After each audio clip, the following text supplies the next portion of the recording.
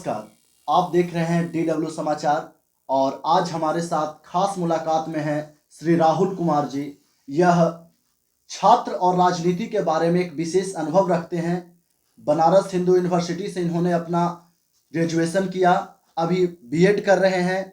अखिल भारतीय विद्यार्थी परिषद में भी इनका महत्वपूर्ण योगदान रहा है। और जो आज सबसे ज़्यादा जरूरी है, छात्र और राजनीति, छात्र जीवन में राजनीति कितना जरूरी है, क्या छात्र इससे भटक रहे हैं या फिर फायदा उठा रहे हैं, बहुत सारी चीज आज राहुल जी के द्वारा हमें जानने को मिलेगा, हमारे दर्शकों को जानने को मिलेगा।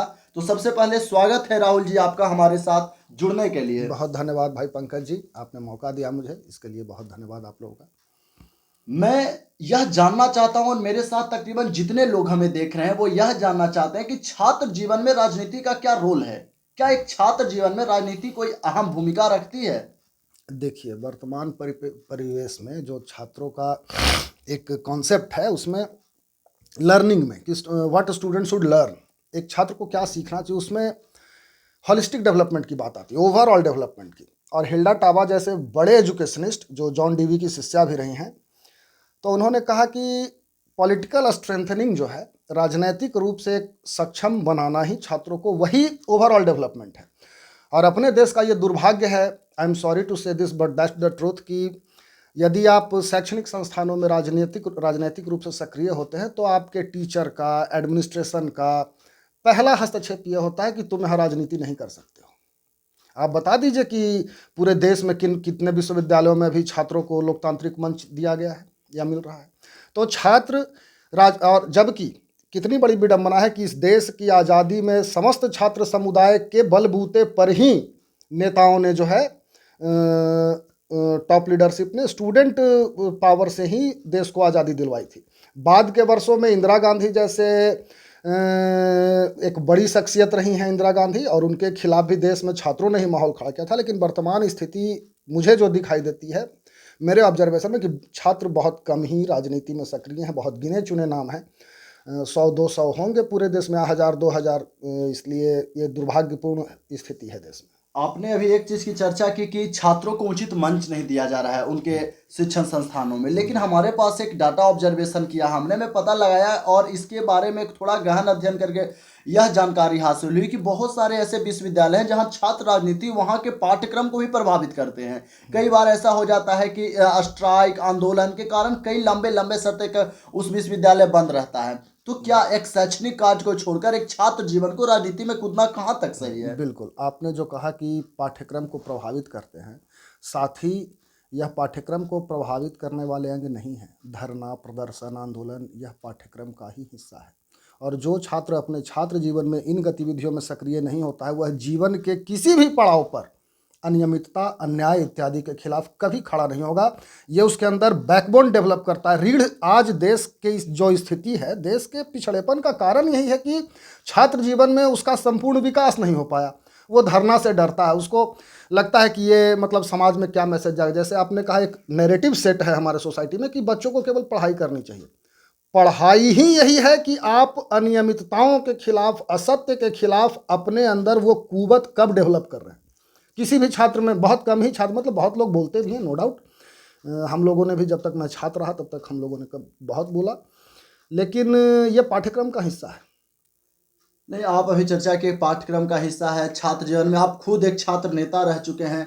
आज वर्तमान स्थिति में बहुत सारे ऐसे छात्र संगठन भी हमारे पास हैं। आप भी एक अखिल भारतीय विद्यार्थी परिषद में रह चुके हैं।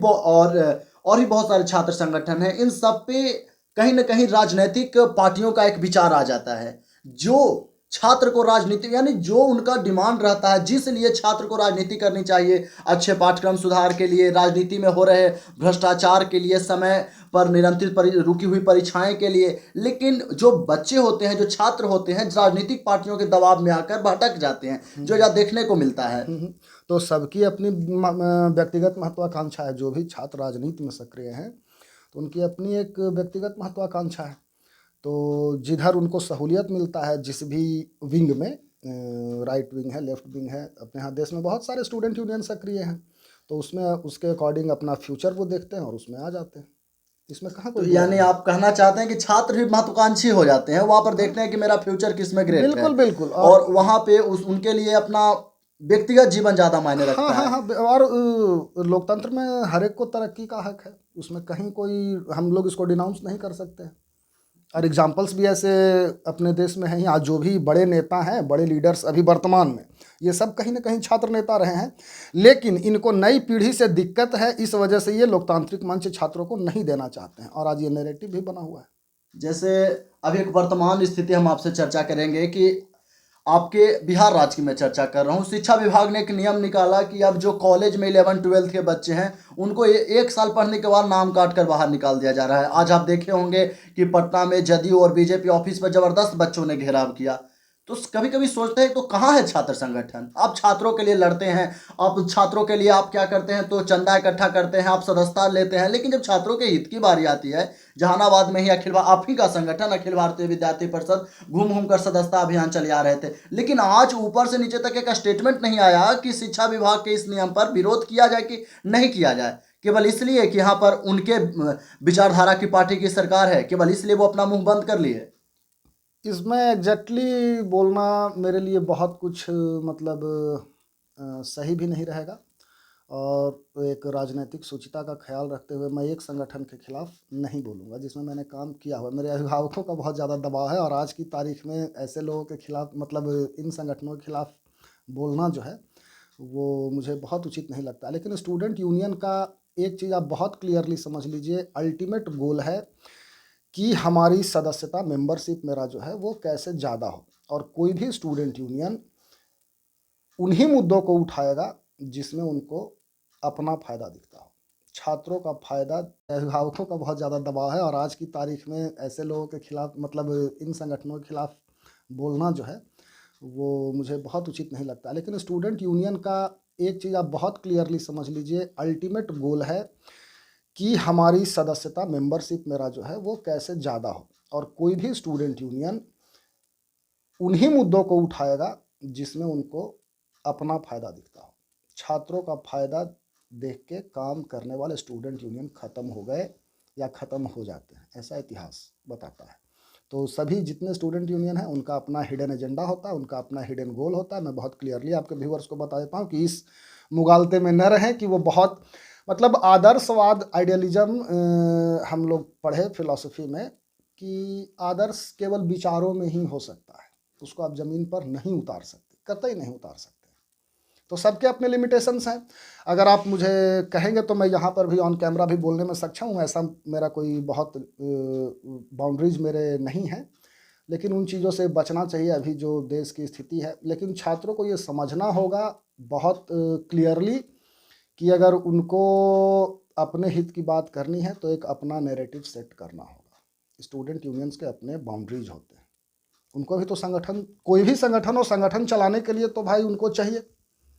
तो आप भी यहाँ पर बचते दिख रहे हैं। हमने पूछा शिक्षा विभाग ने जो कदम उठाया वो कितना हद तक सही है, आपने नहीं, बोला मैं आप उस भी। पर कह देता हूँ, बिहार की शिक्षा व्यवस्था और बिहार के नेताओं की कीमत 2 कौड़ी है, और जनता की तो आधी कौड़ी भी नहीं।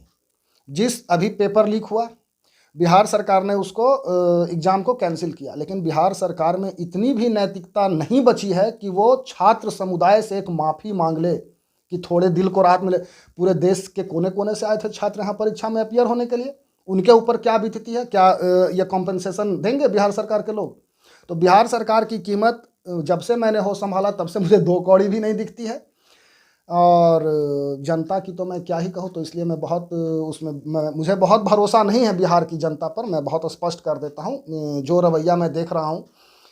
और इसको थोड़ा और क्लियर अगर आप करने को कहें तो मैं ये बताऊँगा कि जिसको डुअल स्टैंडर्ड कहते हैं, आप बच्चों को पाठ्यक्रम में सिखा रहे हैं वैल्यू एजुकेशन, एथिकल एजुकेशन, कि आप बहुत नैतिक रहें, लेकिन समाज में हो क्या रहा है? सभी जो छोटा बच्चा है वो भी देखता है कि कैसे ये 2 कौड़ी के लोग आज उधर रहते हैं, उसको गाली देते हैं पार्टीगत दलगत स्तर पर, आज इसी के साथ फिर मिलकर सरकार बनाते हैं।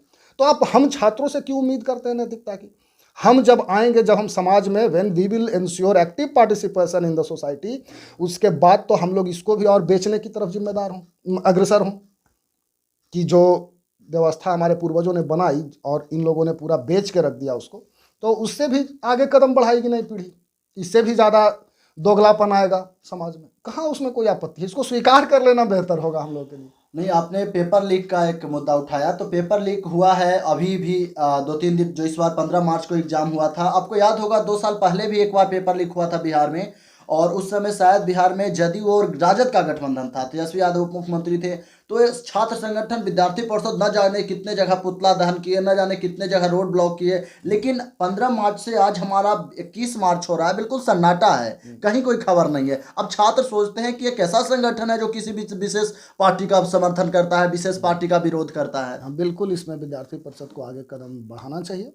वैसे उन लोगों ने किया भी होगा, मुझे उसकी जानकारी नहीं, नहीं, लेकिन अभी अगर तक कोई नहीं किया है तो ये गलत है। एटलीस्ट स्टूडेंट जो कम्युनिटी है उससे उसको ये रिप्रेजेंट करते हैं, तो ये उनकी पहली जिम्मेदारी होती है कि इस तरह के कुकृत्यों पर ये, मतलब एक चीज़ आपको मैं बताऊं, जो प्रिविलेज सेक्शन होता है उसको बहुत कुछ चिंता आपकी है नहीं, इसको बहुत क्लियरली समझ लेना है कि वो आपके हित की बात।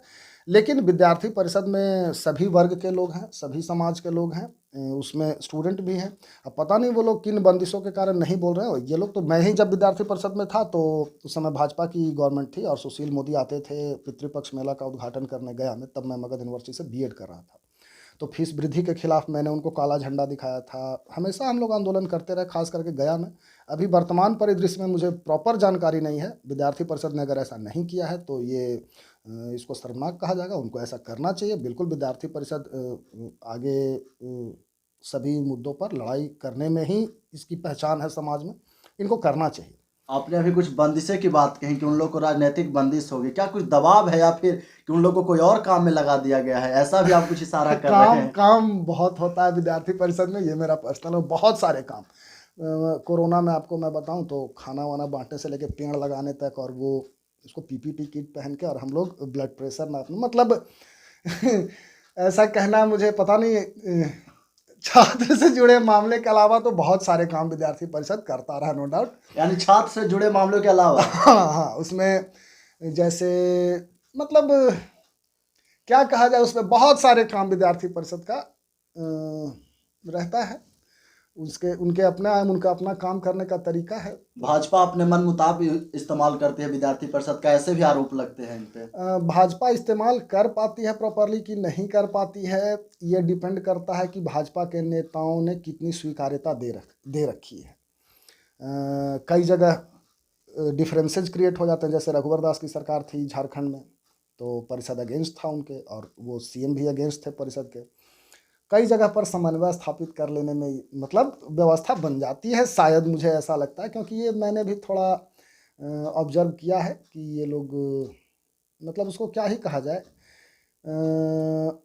कई जगहों पर बीजेपी के इलेक्शन कैंपेन में सहभागिता रहती है। या परिषद में डायरेक्ट आप नहीं कर सकते ऐसा, अगर आप एबीवीपी में हैं तो डायरेक्ट आप उसको नहीं प्रमोट कर सकते बीजेपी को। हम लोगों के ऊपर तो इस तरह की बाउंड्रीज रही थी, लेकिन फिर भी कहीं ना कहीं हम लोग उसका रास्ता निकालते हैं, चूँकि हमारे विचार और उनके विचार जो है, भाजपा का जो माइंडसेट है या आइडियोलॉजी है और विद्यार्थी परिषद की आइडियोलॉजी में बहुत कोई डिफरेंस है नहीं। तो लेकिन अगर स्टूडेंट यूनियन के रूप में परिषद उनके ऐसे कुकृत्यों को छुपा लेती है तो इसको अनैतिक ही कहा जाएगा। हाँ, जैसे देखिए नीतीश कुमार की मैं बात बता रहा हूँ। नीतीश जब राजद के साथ सरकार बना रहे थे तो इतने ज़्यादा विरोध होते थे बिहार में कि जब कुछ भी ऐसा घटना हो तो विरोध होते चला जा रहा है, और जैसे ही वो सरकार में आ गए सब कुछ एकदम ठंडा पड़ गया। लग नहीं रहा है कि विद्यार्थी परिषद जहाँ कहीं बिहार में है भी। बिहार बीजेपी थोड़ा तो सरेंडर किया है। आपको मैं पुरानी बात बताऊं, पिछले विधानसभा चुनाव में लिपि सिंह एसपी थी, मुंगेर की। हाँ, और उन्होंने गोलियां चलवा दी थी। मैं उस समय परिषद में सक्रिय था। दुर्गा पूजा का हाँ, कार्यक्रम बिल्कुल था। बिल्कुल। दुर्गा पूजा हिंदुओं का ही त्यौहार है। जी जी। लेकिन आज भी भाजपा के लोग यदि उन सवालों को जिंदा भी नहीं रखा उन लोगों ने तो ये दुर्भाग्यपूर्ण कहा जाएगा। और भाजपा में नेता, मैं ये सवाल अक्सर कर देता हूँ कि भाजपा में आप नेता बताइए। बिहार में नेता तो 3 थे, एक गुजर गए रामविलास जी, लालू प्रसाद यादव और नीतीश कुमार, यही 2 नेता हैं बिहार में। बिहार भाजपा में मुझे नहीं लगता कोई किसी को नेता का दर्जा, कि कोई नेता उतरे तो जनता के दिल से ये आवाज़ आई कि ये हमारा नेता है। नेता का मतलब कि इतनी विश्वसनीयता हो जनता में कि नेता उसका किसी भी हाल में बस उतर जाए तो जनता के दिल से ये आवाज़ आए कि ये देखो मेरा नेता आ गया। तो वो विश्वसनीयता भाजपा नेतृत्व में कहीं नहीं, या भाजपा का वो पैटर्न ही नहीं है कि वो विश्वसनीयता बनने देती है। तो आप बिहार की बात कर रहे हैं, पूरा भारत में भी तो यही चीज चलता है, एक नरेंद्र मोदी के चेहरे पर चुनाव लड़ती है भाजपा। हाँ, मैक्सिमम जो फेथ है वो नरेंद्र भाई मोदी और अमित भाई शाह के ऊपर है। इसके अलावा मुझे नहीं लगता कि भाजपा नेताओं को भी किसी अन्य नेता पर कोई भरोसा होगा। पुराने दौर में जोशी जी पर, आडवाणी जी, वाजपेयी जी बड़े नाम रहे, तो कई नेता थे उस समय, प्रमोद महाजन थे, और अभी भी बीजेपी के जो फ्रंट लाइन में नितिन गडकरी साहब बैठते थे, तो उनको भी थोड़ा साइडलाइन। अच्छा, वर्तमान राजनीति पर आएंगे राहुल जी। अभी हम बिहार शिक्षा विभाग की चर्चा करते हैं। एक नाम जो आज सबके चेहरे पर है, सबके जुआ पे है, के पाठक। आप उनके बारे में क्या राय रखते हैं? ये दो कौड़ी के पदाधिकारी हैं शिक्षा के क्षेत्र में। शिक्षा का एक अपना शास्त्र है। आप शिक्षक को इतना डिजॉनर देके, ये लोग पता नहीं कि, देखिए शिक्षक जो है वो नई पीढ़ी के निर्माण की जिम्मेदारी इनके कंधों पर होती है।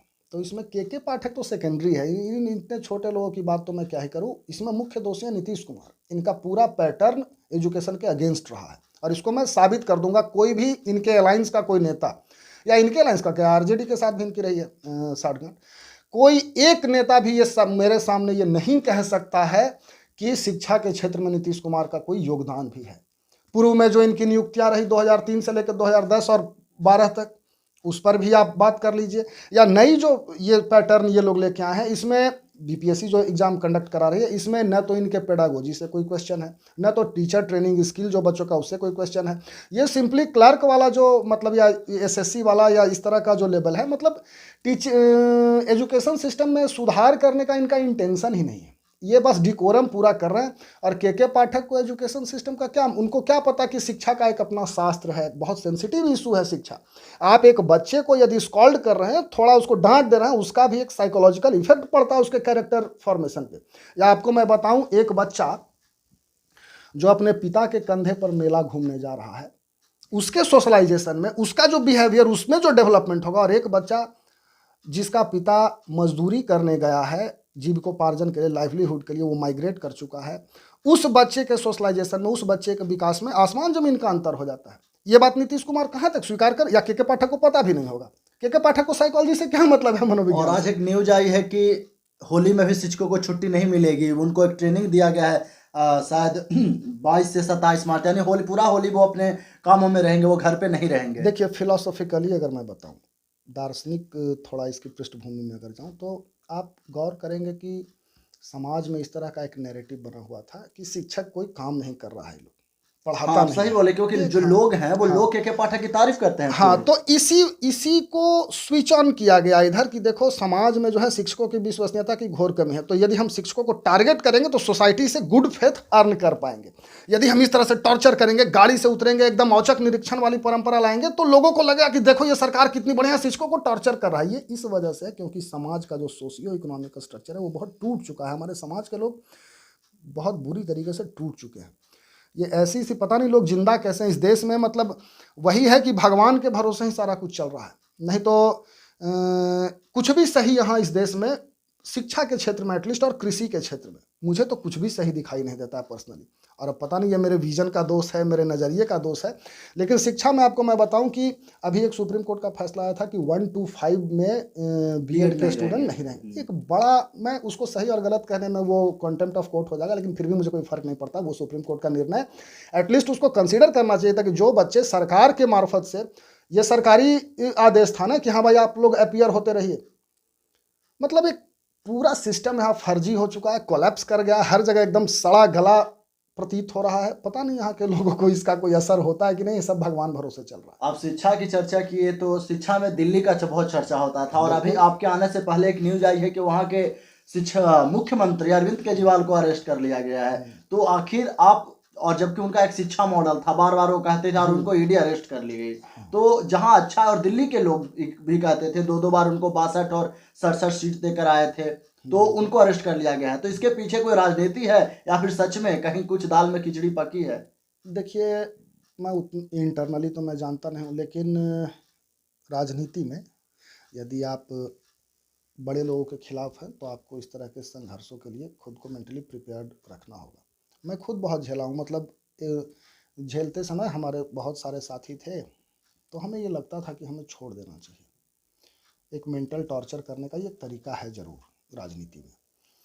और राजनीतिक स्वीकार्यता भी अब उसकी कमी देखने को स्पष्ट मिल रही है। लेकिन अब स्थिति ये है देश में कि उनकी गिरफ्तारी हुई तो इनके जो लोग हैं, केंद्र सरकार के जो लोग हैं, इनके जो सिंपैथाइजर हैं, इनमें एक अच्छा मतलब एक फील गुड का भावना आ जाता है और ये और एग्रेसिव हो जाते हैं अपने लीडर्स के प्रति, यार बहुत अच्छा हो रहा है। इस भावना से दिक्कत है। मान लीजिए जेल हुआ, अगर राजनीतिक रूप से प्रेरित भी है ये सारा घटनाक्रम, तो वो जेल से छूट जाएंगे, कोर्ट है और ये सारा कुछ। लेकिन लोगों में इस तरह का भाव कि अभी तो लोग इनकाउंटर पे भी तालियां बजा रहे हैं, तो वैसे प्रतीत हो रहा है। पता नहीं यहाँ के लोगों को इसका कोई असर होता है कि नहीं, ये सब भगवान भरोसे चल रहा है। आप शिक्षा की चर्चा किए तो शिक्षा में दिल्ली का बहुत चर्चा होता था, और अभी बिल्कुल। आपके आने से पहले एक न्यूज आई है कि वहाँ के शिक्षा मुख्यमंत्री अरविंद केजरीवाल को अरेस्ट कर लिया गया है। तो आखिर आप, और जबकि उनका एक शिक्षा मॉडल था, बार बार वो कहते थे, और उनको ईडी अरेस्ट कर ली गई। तो जहां अच्छा है, और दिल्ली के लोग भी कहते थे, दो दो बार उनको 62 और 67 सीट देकर आए थे, तो उनको अरेस्ट कर लिया गया है। तो इसके पीछे कोई राजनीति है, या फिर सच में कहीं कुछ दाल में खिचड़ी पकी है? देखिए, मैं इंटरनली तो मैं जानता नहीं हूँ, लेकिन राजनीति में यदि आप बड़े लोगों के खिलाफ हैं तो आपको इस तरह के संघर्षों के लिए खुद को मेंटली प्रिपेयर्ड रखना होगा। मैं खुद बहुत झेला हूँ, मतलब झेलते समय हमारे बहुत सारे साथी थे, तो हमें ये लगता था कि हमें छोड़ देना चाहिए। एक मेंटल टॉर्चर करने का ये तरीका है ज़रूर राजनीति में, और राजनीतिक स्वीकार्यता भी अब उसकी कमी देखने को स्पष्ट मिल रही है। लेकिन अब स्थिति ये है देश में कि उनकी गिरफ्तारी हुई तो इनके जो लोग हैं, केंद्र सरकार के जो लोग हैं, इनके जो सिंपैथाइजर हैं, इनमें एक अच्छा मतलब एक फील गुड का भावना आ जाता है और ये और एग्रेसिव हो जाते हैं अपने लीडर्स के प्रति, यार बहुत अच्छा हो रहा है। इस भावना से दिक्कत है। मान लीजिए जेल हुआ, अगर राजनीतिक रूप से प्रेरित भी है ये सारा घटनाक्रम, तो वो जेल से छूट जाएंगे, कोर्ट है और ये सारा कुछ। लेकिन लोगों में इस तरह का भाव कि अभी तो लोग इनकाउंटर पे भी तालियां बजा रहे हैं, तो वैसे स्थिति में ये मतलब एक, हम लोग नहीं कहते कि साइको, तो ये कम्युनिटी मतलब एक बड़ा जो मास पॉपुलेशन है, वो भी अभी उसी दौर से, फील गुड के दौर से गुजर रहा है। तो ये देखिए कब तक होता है। अच्छा, अब आपसे जाते जाते कुछ सवाल लोकसभा चुनाव पे जानेंगे। आपको क्या लगता है, इस बार लोकसभा चुनाव किन किन मुद्दों पर टकराएगी? एक तो राम मंदिर का मुद्दा होगा, और इसके अलावा और कौन सा मुद्दा होगा, मतलब शिक्षा तो आपको सोचना पड़ रहा है। लोग कहते हैं हाँ, बीजेपी ने 10 साल में इतना काम किया कि, और आप सोच रहे हैं। बीजेपी का काम मुझे मतलब कौन सा ऐसा कोई काम बीजेपी का तो है नहीं, मुझे तो दिख नहीं रहा है। कोई नए यूनिवर्सिटीज बने हों, फी भी बहुत हाइक हो गया है, फी बहुत बढ़ गया है, ये सारी दिक्कतें हैं। पता नहीं किन मुद्दों पर चुनाव लड़ रही है भाजपा, वो तो उसका मैनिफेस्टो देखना पड़ेगा। और भाजपा नेताओं से मुझे भाजपा में कोई इंटरेस्ट है नहीं personally. I am not interested in BJP at all. और मुझे इनके जो नेता, मेरे अभिभावक दो चार हैं, मैं उनका सम्मान कर लेता हूँ, और उस पर बंदिशें हैं मेरे ऊपर उन्हीं के द्वारा कि भाई भाजपा के अगेंस्ट नहीं बोलना, तो मैं उसको अभी फॉलो करूँगा। और तो आप बोल रहे हैं कि आपको भाजपा के खिलाफ नहीं बोलना है, ऐसा बोलने के लिए कुछ लोग बोले हैं। हाँ हाँ हाँ, तो आखिर भाई, आप अपने विचार तो रख सकते हैं, उनका अब तो कौन मैं बोल रहे हैं जी, आपको? तो इसी बीजेपी में मेरी पहले भी कोई इंटरेस्ट रही नहीं। कोविड के दौर से ही, जैसे मंगल पांडे जी उस समय, अब उनका नाम मैंने ले लिया, तो उन्होंने कहा था कि गैस के, वो ऑक्सीजन के अभाव में किसी भी पेशेंट की मृत्यु नहीं हुई है। तो इस बात पर मेरे डिफरेंसेज हो गए थे। उस समय हमारे विद्यार्थी परिषद के राष्ट्रीय संगठन मंत्री थे श्रीनिवास जी, उन्हीं से मेरे क्लासेज हो गए। मैंने कहा कि इस तरह से उनका लाइव सेशन चल रहा था और कहीं भी मिलना जुलना भी होता था, तो मैंने ये इस तरह के क्वेश्चंस कर दिए कि आप लोग ये अनैतिक कर रहे हैं, ये समाज को मतलब डुअल स्टैंडर्ड में आप लोग गिरा रहे हैं। तो भाजपा में, मुझे भाजपा में कोई नेता ही नहीं मुझे दिखता। मैं भाजपा की क्या बात करूं, नेता मुझे अभी नेतृत्व क्षमता कहाँ किसी में, विश्वसनीयता कोई समाज में वैसा। अभी जो बाकी जगह भी जो नेता प्रमोट हो रहे हैं, तो वो कास्ट बेसिस पर उनका एक सेंटिमेंट जगता है, वो भी ठीक है। अगर जातियां सच्चाई हैं इस देश की, जातियों पर शादी विवाह जब हो रहे हैं, तो नेता क्यों नहीं चुना जाएगा, बिल्कुल चुना जाना चाहिए। लेकिन बीजेपी अभी नेतृत्व, आपको नहीं लगता कि बिहार भाजपा में कोई भी एक नेता, इनका जो भीड़ भी इकट्ठा आप देखते हैं बीजेपी का, तो मेरे एक्सेस में मतलब मेरे साथियों ने जो मुझे बताया कि भाई सब पेड होता है, और कमोबेश सभी राजनीतिक दलों का वही स्थिति है।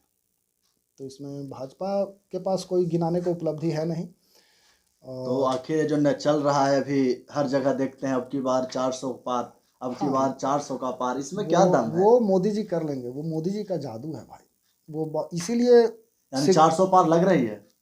वो जो कहते हैं वही सही, उनकी बातों से इनकार कब किया जा सकता है। पहले भी उन लोगों ने जो कहा है वो कर दिखाया है। जहां सरकार नहीं बनने की गुंजाइश हो वहां भी उनकी सरकारें बन जाती है। तो विपक्ष को धीरे धीरे खत्म कर रहे हैं, कारण भी तो है, ये सबको तो खत्म कर दिए। विपक्ष को देखिए, कोई पॉलिटिकल पार्टी खत्म नहीं करती है, विपक्ष को खत्म कर देती है जनता। जनता इसलिए क्योंकि नहीं, ईडी सीबीआई इतना अब जो एजेंसी है उसका लगातार दुरुपयोग हो रहा है जैसा आरोप लगते हैं। अरे ये तो आरोप लगाने का, वो बहुत उसको मैं सीरियसली लेता नहीं हूँ। आरोप लगाने से क्या होता है? हाँ, हथियार तो सत्ताधारी दल के पास रहेंगे, नो डाउट, हथियार हम का प्रयोग भी करेंगे। आपको जेल, आपकी हत्या नहीं हो रही है, वही बहुत बड़ी बात है। बहुत बड़ी बात आप बोल रहे हैं। बिल्कुल, विपक्ष की हत्याएं, मतलब पूरा मानव सभ्यता ही हत्या पर आधारित है। जो भी सिविलाइजेशन है, ऐसा थोड़ी है कि यहाँ तो सच बोलने पर हत्याएं हुई हैं। हम मानवों ने, दिनकर ने लिखा कि झड़ गई पूंछ रोमांत झड़े, पशुताका झड़ना बाकी है, बाहरबा हर तन संवर चुका, मन अभी संवरना बाकी है। तो हम इंसान ही कितने प्रतिशत हुए हैं? और अभी जो स्थिति है कि जितने लोग आपको धार्मिक दिखाई देते हैं, धर्म का क्या मतलब अल्टीमेट गोल था, इंटरनल पीस से था। लेकिन धर्म भी मंच का विषय बना हुआ है, बड़े स्तर पर, बड़े पैमाने पर। और राजनीति जो है वो सरकार, राजनीति का अल्टीमेट गोल है कि हम सरकार में रहें। तो भाजपा उसको पूरी तरह से एकदम आत्मसात कर चुकी है। मेरा कहना छात्र समुदाय से ये है कि हम लोग साइंटिफिक टेम्परामेंट अपने अंदर डेवलप करें। एक बीएड के सिलेबस में है, पढ़ना सेकेंड ईयर में होगा शायद, हिडन करिकुलम। तो हिडन करिकुलम यही है कि आप देश में जो इवेंट्स चल रहे हैं उसको आप कैसे एनालाइज करते हैं। जैसे कोई भी छात्र बीए और एमएल, बीए लेवल तक तो शायद ये नहीं जान पाता है कुलपति बनने की क्या प्रक्रिया है, वास्तविक प्रक्रिया है। तो मेरा ये अपील होगा, हालांकि कोई सरकार मानेगी नहीं इसको, कि सरकारें ये इतनी बात सार्वजनिक कर दे केवल कि कुलपति बनने की प्रक्रिया क्या होती है बड़े पैमाने पर। और राजनीति जो है वो सरकार, राजनीति का अल्टीमेट गोल है कि हम सरकार में रहें। तो भाजपा उसको पूरी तरह से एकदम आत्मसात कर चुकी है। मेरा कहना छात्र समुदाय से ये है कि हम लोग साइंटिफिक टेम्परामेंट अपने अंदर डेवलप करें। एक बीएड के सिलेबस में है, पढ़ना सेकेंड ईयर में होगा शायद, हिडन करिकुलम। तो हिडन करिकुलम यही है कि आप देश में जो इवेंट्स चल रहे हैं उसको आप कैसे एनालाइज करते हैं। जैसे कोई भी छात्र बीए और एमएल, बीए लेवल तक तो शायद ये नहीं जान पाता है कुलपति बनने की क्या प्रक्रिया है, वास्तविक प्रक्रिया है। तो मेरा ये अपील होगा, हालांकि कोई सरकार मानेगी नहीं इसको, कि सरकारें ये इतनी बात सार्वजनिक कर दे केवल कि कुलपति बनने की प्रक्रिया क्या होती है देश में, नियुक्ति पाने की प्रक्रिया क्या होती है देश में। और जो प्रशासनिक, मतलब जैसे चापलूसी, एक सिंपल वर्ड है, इसके फायदे बहुत हैं, लेकिन ये हमारे बच्चे बीए में तक सीख नहीं पाते।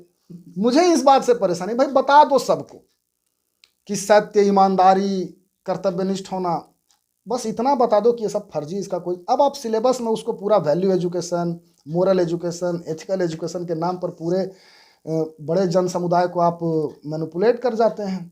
और जब ईमानदारी से बच्चा जीने लगता है, आगे बढ़ता है, उसको एमए के बाद समझ में आता है कि भाई ईमानदारी ने तो मेरा पूरे जीवन का नुकसान करा दिया। ये नहीं होना चाहिए। फिर उसको आप स्टूडेंट, या तो उसके पेरेंट्स बता दें, एजुकेशन देना केवल सिलेबस और स्कूल और कॉलेज का काम नहीं है। पेरेंट्स ये बता दें अपने बच्चों को बहुत क्लियरली कि बेटा ईमानदार अगर होगे तो फिर जान देने के लिए तैयार रहो, कुछ बहुत कुछ मिलने वाला है नहीं, सच बोलोगे फंसोगे।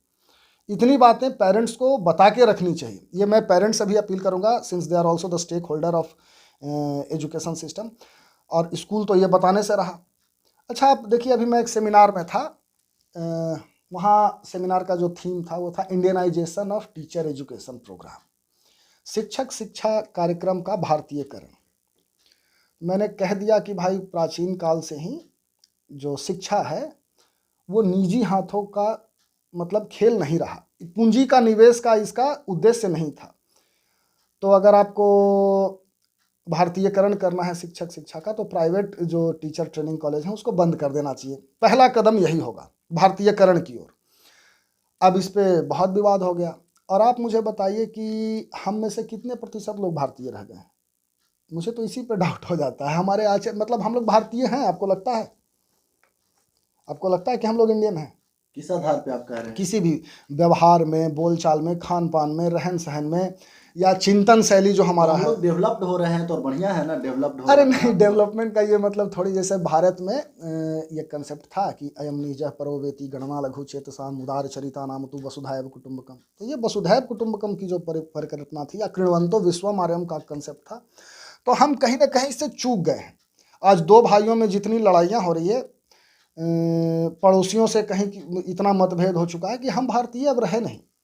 ये सारे ट्रेड्स भारत के तो नहीं थे। तो आफ्टर ऑल कौन जिम्मेदार है इसके लिए? मैं एजुकेशन को मानता हूँ। Education is responsible for the society. समाज का निर्माण जिस तरह से हुआ है, तो ये जब स्टूडेंट लाइफ में सीख के आ रहे थे, जब ये बच्चे थे, तो उस समय के एजुकेशन सिस्टम में जो भी चीज़ें इनको दी गई, आज ये एक्टिवली पार्टिसिपेट करते हैं। एजुकेशन को मतलब नॉलेज का ट्रांजैक्शन करने के लिए टीचर्स रिस्पॉन्सिबल होते हैं। तो अल्टीमेटली आप कह सकते हैं कि आज जो वर्तमान स्थिति है देश की, इसके लिए सबसे ज़्यादा जिम्मेदार शिक्षक है। Teachers are completely responsible for the current situation of the society. और इसमें एक चीज़ मैं जोड़ता हूँ कि अभी जितने भी अच्छे शिक्षक जिनको समझा जाता है, वो क्लासरूम में या कॉलेजेस की अगर बात कर रहे हैं, तो उनको पॉलिटिक्स से सबसे ज़्यादा नफरत है।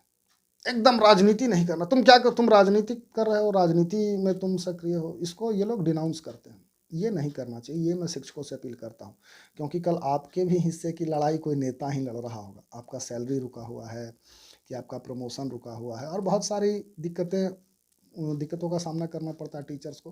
तो मेरा ये पर्सनल एक्सपीरियंस है कि टीचर्स को प्रमोट करना चाहिए, स्टूडेंट पॉलिटिक्स को, उनको खूब इसको प्रोत्साहित करना चाहिए, ताकि सभी अनियमितताओं पर कम से कम चर्चा किया जा सके। चलिए, आपने वर्तमान हालातों के बारे में शिक्षक और छात्रों के बीच बहुत सारी चीज बातें की। अब दो सवाल हम अब रखेंगे जो कि आपसे बिल्कुल पर्सनल रहेगा। एक, आप पूरे बिहार घूमते हैं, कई जगह गए हैं, देश में बहुत सारे हिस्से पर गए हैं। दो सवाल इसी में जुड़ा हुआ रहेगा। क्या देख रहे हैं, भाजपा का प्रेडिक्ट कितना रहेगा स्कोर? अरे भाजपा का कोई जोड़ नहीं, भाजपा के पास फिर भी एक स्कोर बताइए पूरा भारत सारी में। सीटों पर। मैं तो कहूँगा भाजपा सारी सीटों पर आ रही है। भाजपा को हराना आपको लगता है इतना आसान है? मतलब बहुत ज़्यादा आपको मेहनत करना पड़ जाएगा बीजेपी के अगेंस्ट, और बीजेपी को लूज करवाने के लिए। BJP is not going to lose even a single seat in the country. उन लोगों ने कितना कह रखा, 400 पार? हाँ, नहीं, कितने सीट्स हैं टोटल? 543। 543। तो मतलब मुझे तो 543 पर उम्मीद है भाजपा की। उम्मीद क्या, मैं कंफर्म हूँ। 543 अगर जीतेगी। बीजेपी चाहे तो 543 की 543 सीटें ये जीत सकती है। वो तो थोड़ा सम्मान ये लोग भी पंच कर रख लेते हैं, इसलिए कुछ सीटें उनको भी। बीजेपी का कोई काट नहीं है, आप एकदम समझ लीजिए। बीजेपी बेजोड़ पार्टी है। बीजेपी के बारे में मैं, कहीं ऐसा हमको लग रहा है कि आप कह कुछ रहे हैं लेकिन मन में कुछ चल रहा है, दबाव ज्यादा है का? नहीं, दबाव नहीं है। दबाव मतलब मुझे बहुत, अभी मैं सेल्फ एक्चुअलाइज्ड मोड में हूँ। मतलब बीजेपी को देख के आज मुझे समझ में आ रहा है कि प्राचीन काल में ऋषि महर्षि जो थे, कैसे मतलब उनका जीवन पद्धति रहा होगा एकदम। अभी जो अपने देश के नेता हैं, एकदम इनके ऊपर ईश्वर का हुआ आशीर्वाद एकदम है। ये जो चाहे वो किनके पास कामधेनु गाय था, एक ऋषि जमदग्नि ऋषि के पास शायद कामधेनु गाय था। तो जितना मन किया उतना दूध उनके आश्रम में उपलब्ध था। तो अभी बीजेपी उसी अवस्था में है, जो चाहें बीजेपी। अच्छा बताइए, बीजेपी के पास किस चीज़ की कमी है? पैसों की नहीं, कोई अभी तो कमी कोई है? चीज कमी नहीं है। नेताओं की कमी और है? कांग्रेस के पास पैसा भी नहीं है वो भी। मुझे तो ये डर है कि कहीं अगर बीजेपी ने चाहा तो राहुल गांधी भी भाजपा गिरफ्तार हो की जाएंगे। नहीं, सदस्यता ले लें भाजपा का। वो अगर बीजेपी, मतलब बीजेपी अल्टीमेट पार्टी है। इस तरह के पार्टी पूरी दुनिया के इतिहास में कभी देखा नहीं गया है। बीजेपी जैसी पॉलिटिकल पार्टी पूरी दुनिया में कहीं अभी। अच्छा, घूम रहे हैं, हर जगह हर क्षेत्र जा रहे हैं, पूरे बिहार के नब्ज आप टटोल रहे हैं और जान रहे हैं। प्रशांत किशोर के घूमने से कोई असर 2025 में देखने को मिलेगी, यानी बिहार विधानसभा चुनाव में? प्रशांत किशोर असर देखिए बिहार का थोड़ा, या मैं उस पर क्या कहूँ। मतलब प्रशांत किशोर अभी इधर आए नहीं है मगध में, लेकिन उनका नाम अच्छा खासा। और अब ये जो हर हाथ में जानकारी है, स्मार्टफोन है, तो उसके माध्यम से उनका प्रचार प्रसार और वो इम्प्लीमेंट करना अच्छी तरीके से जानते हैं। उनके पास अपनी एक सोचने समझने की, पेड टीम है ऐसा लोग कहते हैं। तो पेड किसके पास पेड टीम नहीं है? बीजेपी का तो 10वां भाग भी उनके पास नहीं है। उनको भाजपा से मतलब बीजेपी के पास 13 राज्यों में सरकार है, देश में सरकार है। हाँ, सरकार तो पैसों के बल पर ही मतलब बनी। जब पैसे आए, मैं उस समय मोदी जी के लिए प्रचार कर रहा था बनारस में, आपको मैं बताता हूँ। बनारस लोकसभा चुनाव। हाँ, 2013 की बात मैं कर रहा हूँ। तो मैं जालांस के शॉप में गया और 2014 में वाराणसी से अरविंद केजरीवाल भी लड़े थे। हाँ, केजरीवाल का नारा था कि जो 2 सीटों से लड़ता है वो केजरीवाल से डरता है। ऐसा मैं एक बार आ रहा था, उधर से एक क्लैश हो गया था अस्सी घाट पर हम लोगों का। केजरीवाल की सभा हो रही थी और हम लोग उस क्लैश में मतलब हो गए थे। तो उन लोगों ने नारा लगाया कि जो केजरीवाल से डरता है वो 2 सीटों से लड़ता है। मोदी जी के बहुत समय, मोदी जी एक और सीट से लड़ते बड़ोदरा। हाँ, गुजरात से, बड़ोदरा से। हाँ, तो उस समय मैं ग्रेजुएशन का स्टूडेंट था। मैं गया जालांस के तरफ से। जालांस की जो दुकानें होती है उसमें वो व्यवस्था बनी हुई थी। तो बाहर वाले गैलरी में छाछ, हमारे यहाँ बिहार में मट्ठा बोला जाता है उसको, बड़ा स्वादिष्ट, उसमें बहुत सारे मसाले डाल के। अब मुझे लगा कि यही पूरा सेटअप है, मतलब इसी पे आज पूरे दिन हम लोगों को काटना होगा। तो मैंने वही 8 गिलास पी लिया। जब अंदर जाके देखा तो एकदम 56 प्रकार, 56 भोग सारे उपलब्ध थे। तब मेरी लर्निंग हुई कि जो फर्स्ट अटेम्प्ट में आपको दिखता है वो नहीं है, वो सच्चाई नहीं है। तो जैसे ही हम लोग पहली दफ़ा कोई चीज़ देखते हैं तो उस पर यकीन नहीं कर लेना चाहिए। वो भाजपा जितनी ईमानदार दिखती है, या कोई भी पॉलिटिकल पार्टी, मैं बीजेपी का नाम क्यों लूँ, जो पॉलिटिकल पार्टीज है वो बाहर से जितनी ईमानदार दिखती है तो हमारे अपने सेंटिमेंट्स के कारण वो दिखती है। हमारा उनसे किसी न किसी रूप में जुड़ाव होता है, चाहे हमारे कोई near and dear family member उससे जुड़े हों, या हमारे उसके नेता हमारे कास्ट से बिलोंग करते हों, या वो हमारी बात कर रहे हों, तो वो अच्छी लगती है। वही स्थिति अभी प्रशांत किशोर के। प्रशांत किशोर उन मुद्दों को उठा रहे हैं जिसको जनता वेलकम करती है। लेकिन ये कहना कि इन फ्यूचर क्या होगा, बीजेपी में जो ताकत है वो प्रशांत किशोर को कभी भी अपने तरफ, अपने अकॉर्डिंग, मतलब अगर कोई भाजपा के अगेंस्ट है तो वो आप ये मत समझिए कि वो भाजपा के अगेंस्ट है इस देश में, वो भाजपा की मनमर्जी से उसके अगेंस्ट में है। ऐसी स्थिति आ गई। स्थिति मतलब बीजेपी बेस्ट कर रही है अपना। कोई भी पॉलिटिकल पार्टी यदि हो, अगर सही में पॉलिटिक्स में हो तो उसको बीजेपी से एकदम सीखना चाहिए। अगर आप पॉलिटिशियन होना चाहते हैं तो भाजपा नेताओं से सीखिए। उस समय जोशी जी बनारस सीट नहीं छोड़ रहे थे, पता नहीं एक रात में कौन से, हम लोग हॉस्टल में उस समय रहते थे, बिरला ए में शायद मैं था। तो जोशी जी का आज शाम का बयान है कि मैं बनारस सीट नहीं छोड़ रहा हूँ, और अगले दिन सुबह वो कह रहे हैं कि मैं संघ का सिपाही हूँ। तो ये रात भर में पता नहीं कौन सा जादू हुआ, वो फिर कानपुर से या कहीं से फिर लड़े थे। तो बीजेपी के पास ऐसा एक मतलब इसकी तारीफ में मैं क्या कहूँ, मेरे पास वर्ड्स नहीं है। I don't find any words कि भाजपा के उसमें तारीफ में मैं क्या कहूँ। अच्छा, आप जहानाबाद से बिलोंग करते हैं, और जहानाबाद रहते बहुत कम है, लेकिन बिलोंग अब जहानाबाद मैं से ही रहूँगा करते हैं। जहानाबाद में, जी। और यहाँ का जो जहानाबाद लोकसभा संसदीय क्षेत्र है, इस पर मेरा आखिरी सवाल रहेगा आपसे कि इसको आप किस तरह से देखते हैं। बहुत सारी समस्याएं हैं जो आज भी है। एक वाटर पार्क है, 2 दिन पहले बारिश हुई, देखे कि हमारे लगभग हाइट के 5 फीट भर पानी वहाँ जम गया, बाइक वाले सब डूब के जा रहे थे, किसी का कोई ध्यान नहीं इस पर। पिछले लोकसभा चुनाव की बात मैं बताता हूँ। बीजेपी के तमाम बड़े नेता जो यहाँ हैं, वो सामाजिक कार्यकर्ता बहुत बड़े बड़े हैं, मैं उनका नाम अगर ले लूँ तो शायद उनको बुरा लगे। उन सब लोगों से मैंने रिक्वेस्ट करी थी कि चंदेश्वर जी को, जो जेडीयू के कैंडिडेट हैं, उनको प्लीज़ हराइए। अभी वो लोग मेरी बात सुन रहे होंगे जहानाबाद के लोग, तो उनको इस बात का एहसास ज़रूर होगा। फिर अगले ही साल, 1 साल बीता, मतलब मैंने बहुत हाथ जोड़े, लेकिन लोगों ने पता नहीं क्या क्या, कि बहुत सारे उस समय तर्क दिए उन लोगों ने। मैंने कहा कि ये किसी की एक नहीं सुनेगा, इसका चेहरा मैं थोड़ा तो मान लीजिए बिहेवियर, मैंने साइकोलॉजी पढ़ी, फिर वही आ रहे हैं जो भी, और मुझे ये भी उम्मीद है कि वही लोग इस बार फिर उन्हीं के साथ रहेंगे, आप स्पष्ट मानिए, क्योंकि उनकी व्यक्तिगत महत्वाकांक्षा है राजनीति में। और ऐसे ही लोगों को, अब मैं थोड़ा एग्रेसिव हो जाऊंगा तो पता नहीं क्या क्या बोल जाऊंगा। मैं आपको एक घटना बताता हूँ। मैं रोज़ लोगों से रिक्वेस्ट करता था। रिक्वेस्ट के पीछे कारण ये था कि कृष्णनंदन वर्मा तब शिक्षा मंत्री रहे थे बिहार के, और वो जहानाबाद, तो मैं जेडीयू के अगेंस्ट उस समय हो गया था। श्री कृष्णनंदन वर्मा को ज्ञापन देने के लिए हम लोग खड़े रहते थे वहाँ कॉलेजेज में, अनुग्रह कॉलेज में, मगध यूनिवर्सिटी में, हर जगह वो जाते थे। वो रिसीव नहीं, वो सुनता ही नहीं था, वो पूरी तरह से प्लांटेड था। कोई नेता है कृष्णनंदन वर्मा? सेम कंडीशन चंदेश्वर चंद्रवंशी का। ये लोग केवल नीतीश कुमार के यस मैन है तो उनके पीछे झंडा लेकर, मतलब जहानाबाद से ऐसी उम्मीद नहीं थी।